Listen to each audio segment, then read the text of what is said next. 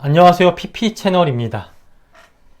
예수님을 믿으면 모든 죄는 다 용서받을 수 있습니다. 성경에선 분명히 그렇게 말하고 있어요. 하지만 딱 한 가지 예외인 경우가 있습니다. 그게 어떤 경우냐? 네, 바로 성령을 모독하는 경우입니다. 제가 마가복음 3장 28절에서 29절 말씀 읽어드릴게요.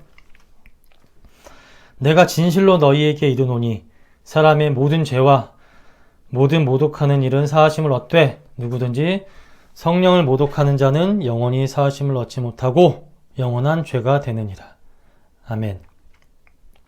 이 말씀에서 예수님께서는 사람이 행하는 모든 죄는 다 용서받을 수 있지만 성령을 모독하는 죄는 영원히 용서받을 수 없다고 말씀하세요.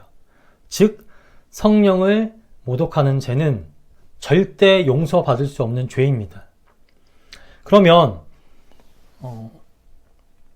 성령을 모독하는 죄가 대체 뭘까요? 이 죄가 대체 뭐길래 예수님께서는 절대 용서받을 수 없다고 말씀하시는 걸까? 이번 영상에서는요, 이에 대해서 함께 나눠보고자 합니다. 먼저 이를 이해하기 위해서는 성령을 모독하는 죄는 용서받을 수 없다는 이 말씀의 앞부분의 내용들을 살펴봐야 돼요. 이 말씀의 앞부분의 내용들을 살펴보자면 예수님께서 많은 병자들을 고치시고 또 귀신을 내쫓으십니다.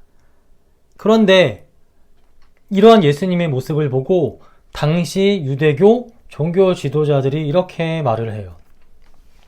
저가 귀신의 능력을 힘입어서 저런 일들을 행한다.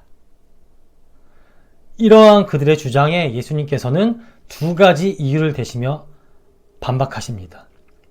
첫째, 귀신이 왜 같은 귀신을 쫓아내냐? 그게 말이 되냐? 같은 편인데 오히려 더 힘을 합쳐야 되지 않겠느냐? 두 번째, 힘이 강한 자만이 힘이 약한 자를 쫓아낼 수 있다. 그렇기 때문에 나는 귀신과 같은 존재가 아니라 그 귀신보다 훨씬 더 강력한 존재이다. 예수님께서는 이 두 가지 이유를 대시며 당시 종교자들의 주장을 반박하십니다. 그러면 귀신을 쫓아내고 병자를 고치는 이 능력 있는 귀신보다 훨씬 강한 존재인 예수님은 누구실까? 네, 예수님은 바로 그리스도 또는 메시아라고 불리는 진정한 구원자이십니다. 그리스도는 옛날 이스라엘 사람들이 썼던 언어인 히브리어이고 메시아는 고대 그리스인들이 썼던 헬라어예요. 근데 이 두 가지 단어가 모두 한 가지 뜻을 가지고 있습니다. 어떤 뜻이냐면 기름 부음을 받은 자. 이스라엘에서는 세 가지 직분을 가진 자들이 기름 부음을 받고 그 일을 행했습니다. 하나는 왕, 하나는 선지자, 또 다른 하나는 제사장. 이렇게 세 가지 직분을 가진 자들이 기름 부음을 받고 임명돼서 그들의 직분을 행했어요. 마가복음이 쓰일 당시 시대에 이스라엘은 로마라는 나라의 식민 통치를 받고 있었습니다. 사실 이 로마 시대뿐이 아니라 이미 몇백 년 전부터 계속 오랫동안 그런 지배를 받고 있었어요. 자, 식민 통치를 받는 나라의 상황이 어떨까요? 좋을까요? 안 좋을까요?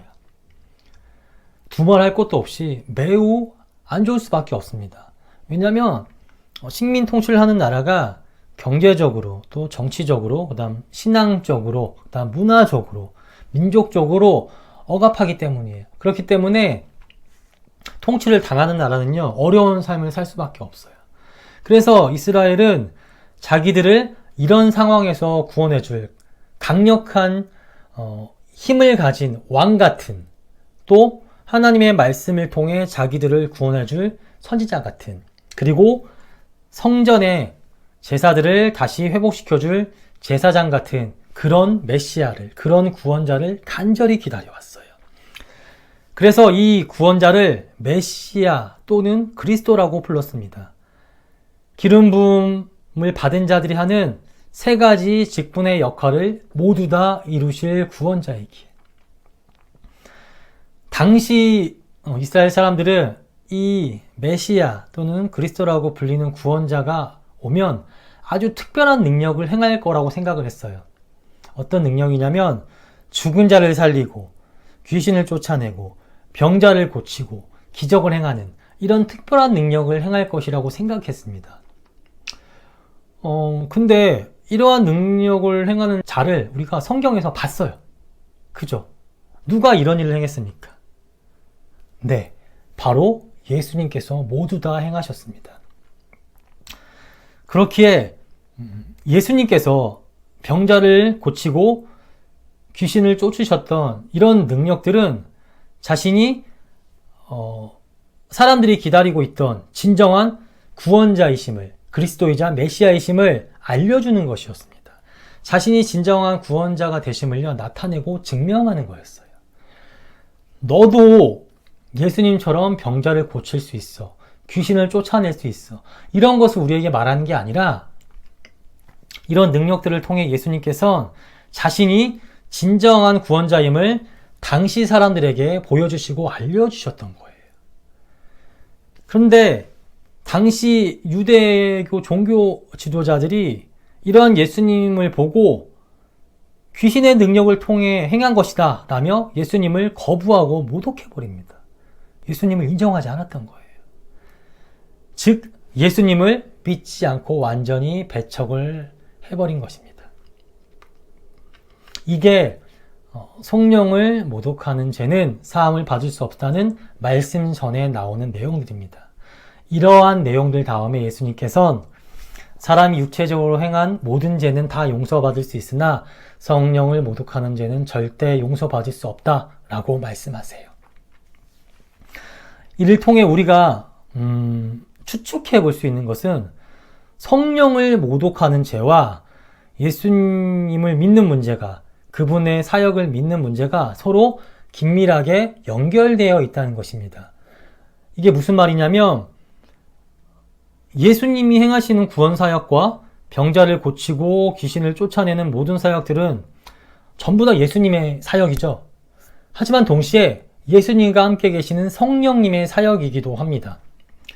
그렇기에 이를 믿지 않으면 예수님과 그분의 사역을 믿지 않고 거부하고 모욕하면 그건 예수님과 동시에 성령님을 거부하고 모욕하는 거예요. 하나님은 삼위일체 하나님이시죠. 한 분 하나님과 동시에 성부 하나님, 성자 예수님, 성령님 이렇게 삼위로 구분됩니다. 성부 하나님은 이 세상을 창조하시고 다스리시는, 그리고 성자 예수님은 하나님의 뜻에 따라 구원하시고 또 심판하시는 역할을, 그리고 성령님은 이 성부 하나님과 성자 예수님이 하시는 모든 일, 모든 사역 가운데 함께 하시고 하나님의 뜻을 이루시며 우리를 각 사람들을 하나님의 뜻대로 살아가게 인도하시는 분입니다. 이렇게 하나님의 사역 가운데 성령께서 함께 계시고 또 예수님의 사역 가운데 성령께서 함께 계세요.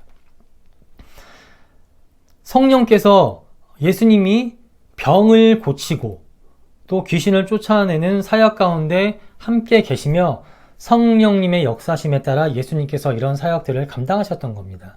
그렇기에 여기서 말하는 성령을 모독하는 죄는 성령님의 역사로 말미암아 예수님께서 하시는 그리스도, 메시아의 사역을 거부하고 모욕하는 것을 말해요.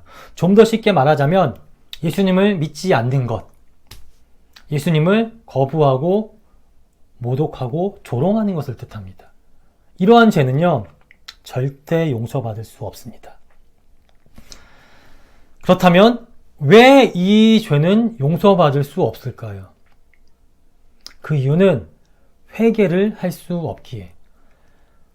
육체적인 죄들은 우리가 예수님을 믿으면 다 용서받을 수 있습니다. 하지만 예수님을 믿지 않잖아요? 예수님을 거부하고 모독하잖아요. 그러면은 자기가 죄인인 걸 알 수가 없어요. 자기가 무슨 죄를 지었는지 알 수가 없어요. 그렇기 때문에 회개를 할 수가 없습니다. 죄가 더 크고 무거워서 용서를 받을 수 없는 게 아닙니다. 예수님 믿고 회개하면 어떤 큰 죄라도 우리는 다 용서받을 수 있어요. 하나님께 지은 죄. 우리가 교만으로 하나님께 지은 죄도 용서받았잖아요. 예수님 믿음으로. 죄가 크고 무거워서 용서받을 수 없는 게 아니라 자신이 지은 죄를 몰라서 회개할 수 없기에, 그러니 예수님을 통해 죄 씻음을 받을 수 없기 때문에 용서를 받고 싶어도 받을 수가 없는 거예요. 하나님과 우리 사이에 중보자가 되시어 속죄해 주시는 예수님을 믿지 않으니 어떻게 죄를 용서받을 수 있겠습니까? 또 죄를 용서받지 못하니 어떻게 영원한 사망에서 구원받을 수 있을까요? 그렇기에 성령을 모독하는 죄는, 예수님을 믿지 않고 거부하고 모독하는 죄는 절대 용서받을 수 없는 죄라고 말하는 겁니다.